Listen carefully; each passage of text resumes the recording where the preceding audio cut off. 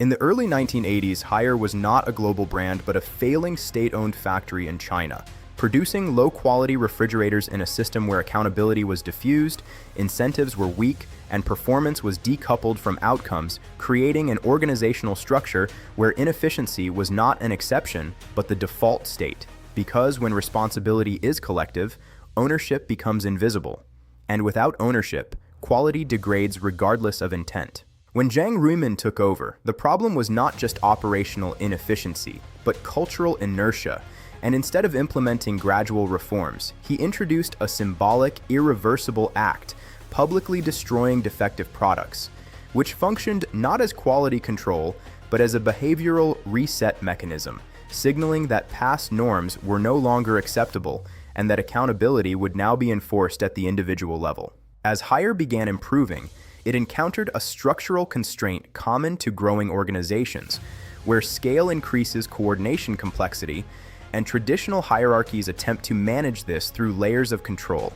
But each additional layer reduces speed, distorts information, and weakens accountability, creating a system that becomes more stable but less adaptive, which is dangerous in environments where market conditions evolve faster than organizational response times. Instead of optimizing hierarchy, Haier dismantled it, reorganizing the company into thousands of micro-enterprises, each functioning as an independent unit responsible for its own profit, loss, and decision-making, effectively transforming employees into entrepreneurs. And this shift redefined the organization from a controlled structure into a dynamic ecosystem, where coordination emerged through market-like interactions rather than top-down directives. This system, known as the Rendanheyi model, aligns employee value directly with user value, eliminating traditional intermediaries between decision-makers and customers, which compresses feedback loops and ensures that incentives are continuously recalibrated based on real-world outcomes rather than internal metrics, creating a system where relevance is constantly tested and validated. Within this structure, internal units compete and collaborate simultaneously, operating under market principles where resources flow toward performance, which introduces evolutionary pressure into the organization, allowing successful ideas to scale organically while inefficient ones are eliminated without requiring centralized intervention. By eliminating bureaucratic layers, Haier reduced decision latency,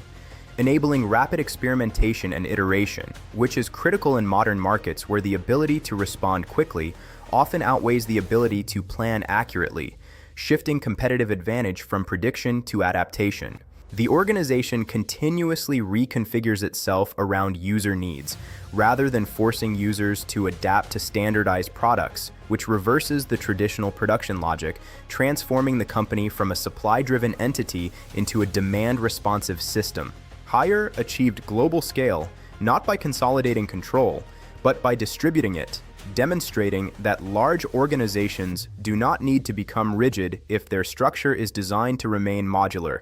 allowing complexity to be managed through decentralization rather than hierarchy. Because each unit operates independently, failures remain localized, preventing systemic collapse, which contrasts sharply with tightly coupled systems where a single failure can propagate across the entire organization,